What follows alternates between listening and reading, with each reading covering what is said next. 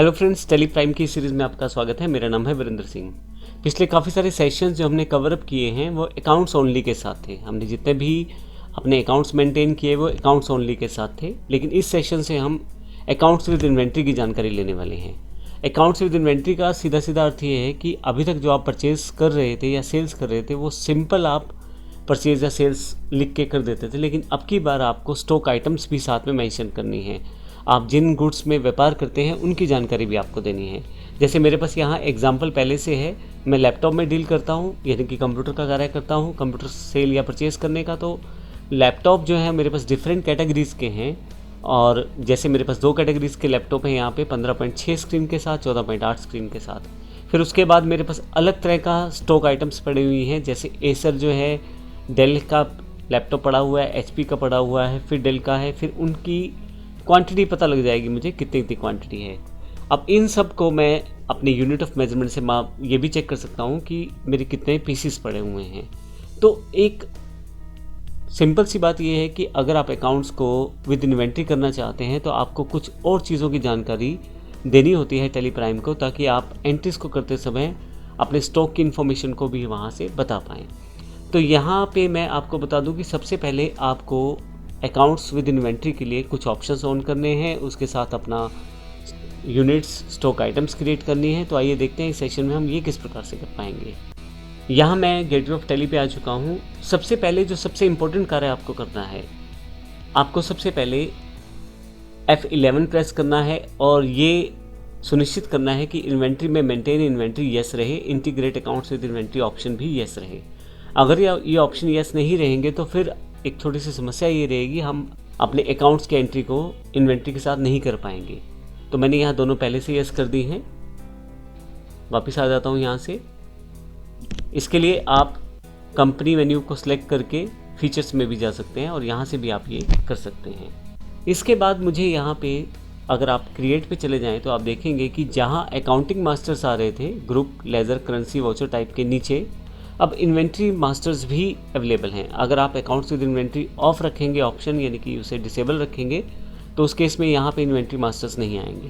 तो यहाँ पे कौन कौन से इन्वेंट्री मास्टर्स हमारे पास उपलब्ध हैं? Stock group, stock category, stock item, unit और लोकेशन। मैं आपको ये भी फ़र्क बता दूँ कि जब अकाउंटिंग मास्टर्स की बात की थी, जो ग्रुप्स थे हमारे पास पहले से बहुत सारे ग्रुप्स बने बनाए थे, लेकिन इन्वेंट्री मास्टर्स में ऐसा बिल्कुल भी नहीं है। केवल आपके पास नाम दिया गया है, हर चीज़ आपको खुद डिफ़ाइन करनी है। ग्रुप भी खुद डिफ़ाइन करना है, कैटेगरी भी खुद डिफ़ाइन करनी है, आइटम भी, यूनिट भी, ये सारी चीज़ें आपको बतानी है।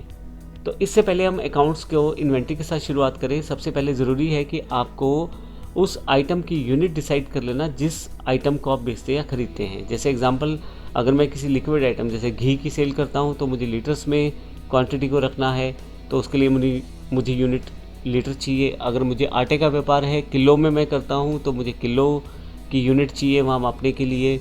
इसी तरह से मैं जो कंप्यूटर सेगमेंट में कार्य करता हूँ वहाँ पीसीस की बात आती है, तो मैं यहाँ पे पीसीस नाम से यूनिट बना सकता हूँ। और उसके अलावा जिन गुड्स में मैं डील करता हूँ खरीदने या बेचने में, उनको मैं स्टॉक ग्रुप, स्टॉक कैटेगरी और स्टॉक आइटम के साथ सेटअप कर सकता हूँ। मेरा जो व्यापार है वो लैपटॉप के लेन देन से संबंधित है, तो ऐसे केस में मेरे पास stock group, stock category, stock item, unit of measurement को मुझे यहाँ पे डिफाइन करना है।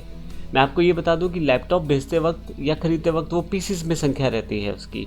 तो ऐसे केस में सबसे पहले मुझे यूनिट ऑफ मेजरमेंट का निर्धारण करना है, तभी मैं बाकी चीज़ें तय कर पाऊँगा। तो टैली में सबसे पहले आपको यूनिट ऑफ मेजरमेंट बनाना है, जो कि पीसीस रहेगा मेरे केस में, और उसके पश्चात मैं ग्रुप, कैटेगरी और आइटम्स को बना पाऊँगा। तो जो स्टॉक ग्रुप है मेरे पास वो लैपटॉप है, क्योंकि लैपटॉप में मैं डील करता हूँ। उसकी 2 कैटेगरीज हैं, एक 15.6 स्क्रीन वाले लैपटॉप है बड़ी स्क्रीन के साथ, एक 14.8 स्क्रीन के साथ है छोटी स्क्रीन के साथ। तो 2 स्क्रीन साइजेस मेरे पास अवेलेबल हैं। फिर उसके पश्चात अलग अलग तरह की स्टॉक आइटम मेरे पास अवेलेबल है, अलग अलग ब्रांड के हिसाब से। जैसे एसर का जो लैपटॉप है वो 1 पीस है मेरे पास, डेल का 2 पीस है, एचपी के 2 पीस हैं, डेल के फिर से 3 पीस हैं, डेल के 15.6 के 2 पीस हैं और डेल के 14.8 के 3 पीस हैं। तो आप देखेंगे कि ये सारी जो इन्फॉर्मेशन है मुझे पहले अकाउंट्स में अपने अकाउंट्स विद इन्वेंट्री को ऑन करते हुए पहले बतानी है, जिसके साथ फिर मैं आसानी से अपनी बिजनेस एंट्रीज को कर पाऊँगा। तो आइए सबसे पहले हम अकाउंट्स में यूनिट ऑफ मेजरमेंट को बनाते हैं। सबसे पहले मैं गेटवे ऑफ टैली से क्रिएट पे आ जाता हूँ। आप देखेंगे यहाँ पे इन्वेंट्री मास्टर्स मेरे पास हैं, स्टॉक ग्रुप, कैटेगरी, आइटम, ये मुझे सब डिफाइन करनी है, लेकिन सबसे पहले इंपॉर्टेंट है यूनिट डिफाइन करना। तो मैं यहाँ यूनिट डिफाइन करता हूँ। यूनिट में आप जो सिंबल है आप उसका प्रयोग कर सकते हैं। मैं यहाँ पे पीसीस के लिए PCS कर देता हूँ। फॉर्मल नेम जो है मेरे जो यूनिट है उसका पीसीस है, तो मैं पीसीस कर देता हूँ।